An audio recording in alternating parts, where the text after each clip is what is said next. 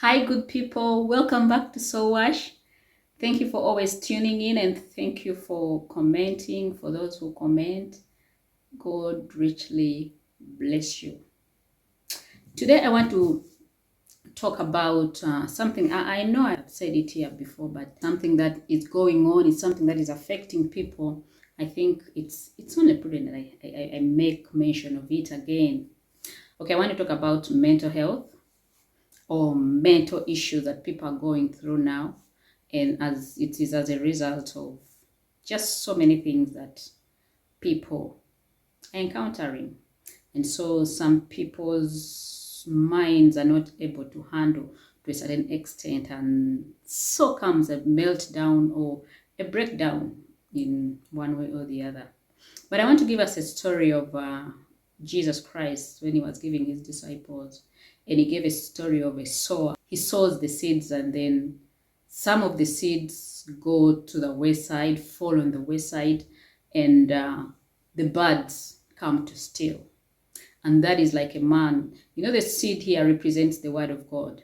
And that is like a man who hears the word of God, but just lets the devil come to steal it away from him or her.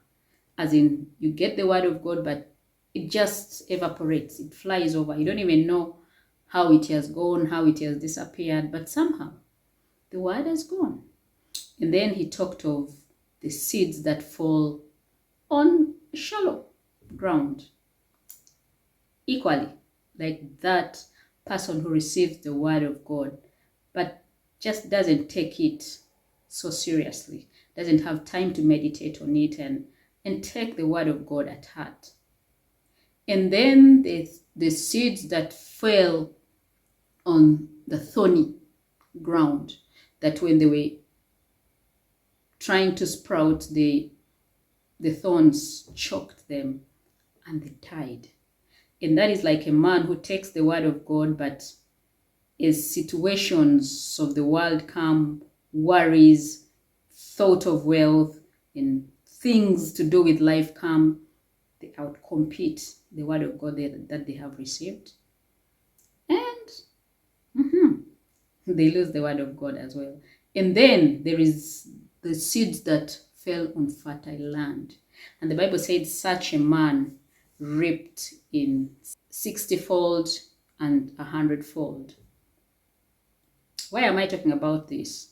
Because when you continue down, when Jesus was moving with the disciples at the boat, Jesus slept and he was laying his head on a pillow.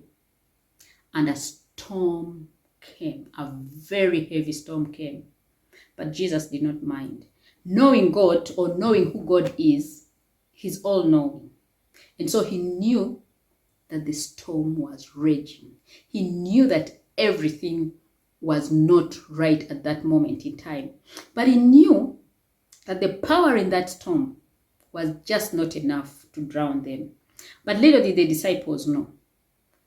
They woke him up and asked him and said, "Master, do you not care that we drown?" And then when Jesus woke up, he ordered the storm to be still and calm. And immediately the storm calmed and they were still.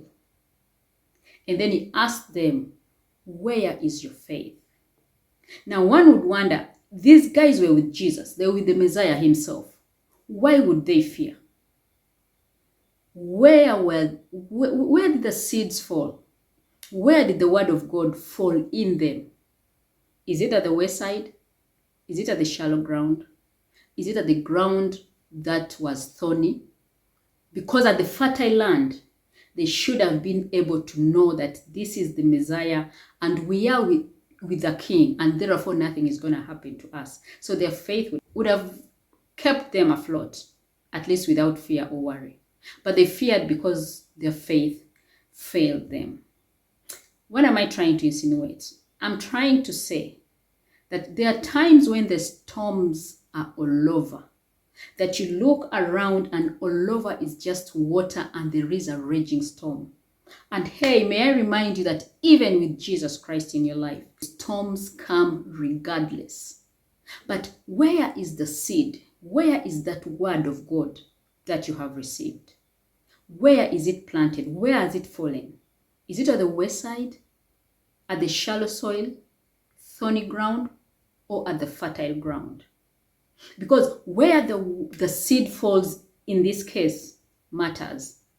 That even at the storm, when the storm is raging, and you know that the word of God is true and there is nothing that can come against the word of God, then the faith can stay afloat.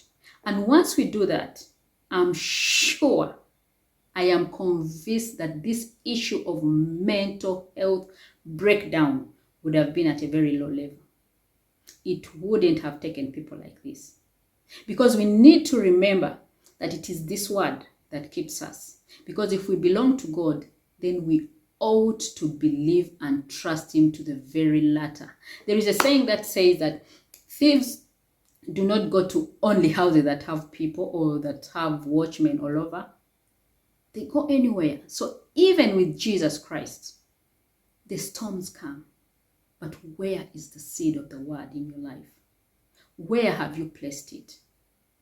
Are you strong enough to remember his word and say, but his word says this? And I have gone through this before. I have gone through the other before. Even this one, I should be able to overcome. I should be able to overpower. Ladies and gentlemen, I am only requesting that we take this word of God that we hear, that we read, we take it at heart and let it operate in our hearts.